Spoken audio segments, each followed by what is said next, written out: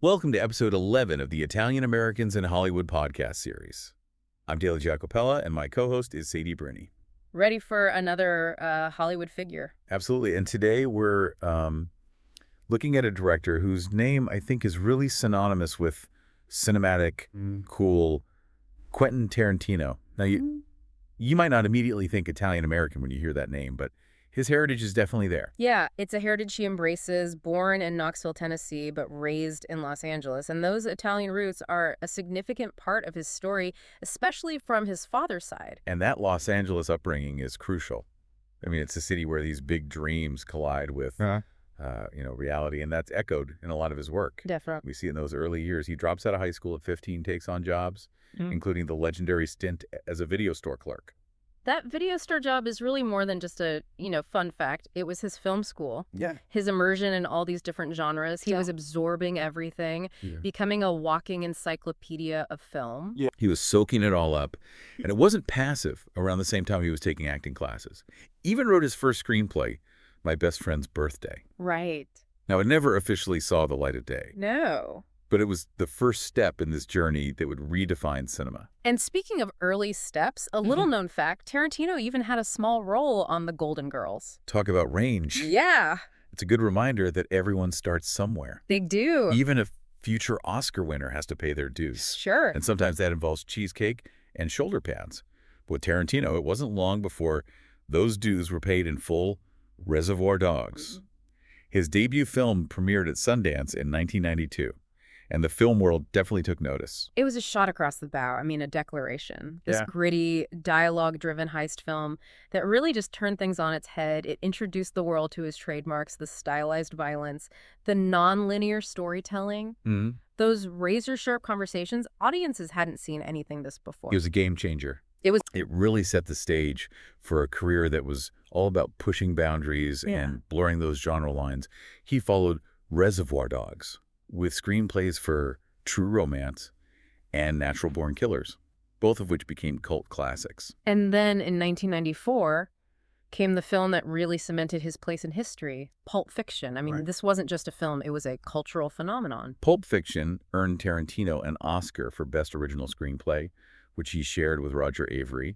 It also won the Palme d'Or at Cannes, but its impact was so much bigger than awards. Right. It redefined storytelling for a generation of filmmakers. It did. Becoming a touchstone for its blend of dark comedy crime and these unforgettable characters. It really cemented his style, but what makes it so compelling is the way he weaves in those homages. Yes. The spaghetti westerns, the martial arts films, blaxploitation, and turns it into something totally original. It's a testament to his knowledge and love of film history. He doesn't just borrow from these genres, he transforms them. He does. Creating something familiar yet completely new. Yeah. And then there's that music. Oh, yeah. Those meticulously curated soundtracks, often pulling from the 60s and 70s, they become more than just background noise. The music is another character. Yes. Driving the narrative, heightening the tension. Absolutely. Adding layers of meaning. If you're enjoying this, please subscribe for daily Bravo and Brava podcasts. Now, one of the things that sets Tarantino apart is his approach to storytelling. He famously sees his films existing in two different universes. This concept of two universes blew my mind when I first heard about it. Yeah. You have the realistic universe, gritty and grounded, exemplified by films Reservoir Dogs. And then you have the more stylized, even fantastical universe where films Kill Bill reside. It's a fascinating framework that speaks to the breadth of his work. He's not confined by realism. No. He's free to explore, to bend genre conventions. And Kill Bill. Volumes 1 and 2, released in the early 2000s, is a prime example of that this revenge saga is a love letter to martial arts films, a visual feast of action and, those classic Tarantino touches. Yeah. He takes those classic kung fu tropes, infuses them with his signature style, creates something both familiar and groundbreaking. And then there's Death Proof from 2007, his contribution to the Grindhouse double feature he did with Robert Rodriguez. Oh, yeah. This was pure exploitation homage, a gritty and visceral thrill ride. He's constantly paying homage, but he never just imitates. Never. He takes those elements, blends them into his own distinct cinematic language, and he's not afraid to tackle different genres, different historical periods. Take Inglourious Bastards from 2009. Oh, yeah. His reimagining of World War II. This wasn't your typical war film. He infused it with action, dark humor, and historical revisionism. Yeah. It was a bold move that paid off. It did. And it showed his versatility as a director. Absolutely. And I mean, Christoph Waltz's performance as Hans Landa, Oh, yeah. unforgettable. Well, it's worth noting that Tarantino himself appeared in Inglourious Basterds, It did. taking on a small role, as he often does in his films. He's a true cinephile, not afraid to get his hands dirty in front of or behind the camera. It speaks to that deep immersion in the world of film. I mean, he's not just a director. He's an actor, a writer, a producer, a film historian. Right. And you see that passion extending beyond his own work. In 2010, he purchased the new Beverly Cinema in Los Angeles, a historic theater dedicated to preserving 35mm film projection. A true passion project, a way to ensure that the magic of celluloid lives on in a world that's, increasingly dominated by digital formats. Yeah. He's a guardian of film history, He is. sharing his love for the medium with new generations of audiences. And as if running a historic theater wasn't enough, he also co-hosts the Video Archives podcast with Roger Avery. I love that podcast. Yeah, they revisit films they might have rented back in their video store days, sharing their insights and enthusiasm. It's a must-listen for any film buff. You could just hear their genuine love for those hidden gems and cult classics.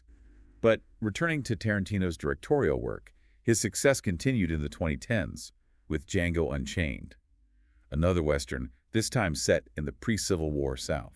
Django Unchained earned him another Oscar for Best Original Screenplay, and it sparked so many conversations about race slavery and the legacy of violence in America. He tackles complex themes, weaving them into that signature blend of action and dark humor. It's amazing that he can entertain while provoking thought Yeah. and challenge audiences to confront these uncomfortable truths. And then in 2015, he gave us The Hateful Eight, a tense Western thriller, really showcased his mastery of suspense and atmosphere. The Hateful Eight was a masterclass in visual storytelling. I mean, shooting that film in 70mm Wow. added a level of grandeur Oh, yeah. and immersion that really transported audiences. He understands the power of visuals, and he's always experimenting with different techniques to enhance that cinematic experience. Definitely. He's a true auteur, a filmmaker who crafts every aspect of his films, the dialogue, the cinematography, the music, the editing, and of course we can't forget his latest film, Once Upon a Time in Hollywood, released in 2019, his ode to the film industry in 1969 Los Angeles, Yeah. a time of transition and upheaval. It was a love letter to that bygone era of Hollywood. I mean, you can't forget Leonardo DiCaprio and Brad Pitt giving those captivating performances,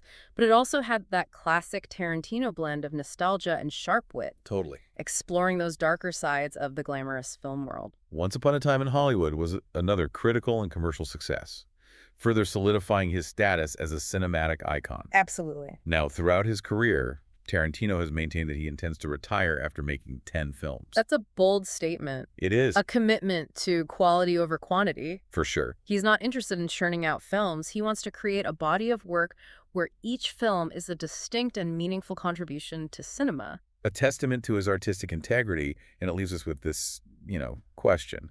What will his final film be? He's hinted at things over the years, but he's kept his cards close to his chest.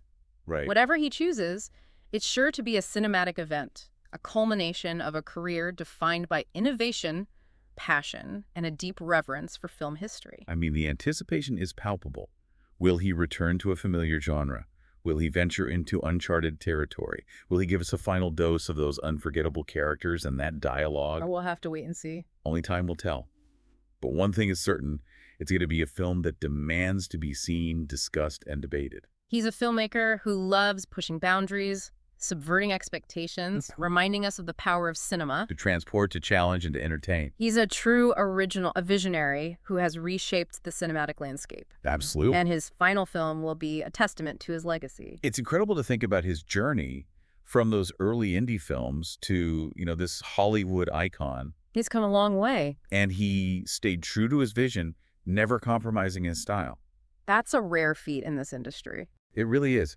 And while we wait for that final film, we have this incredible body of work to revisit.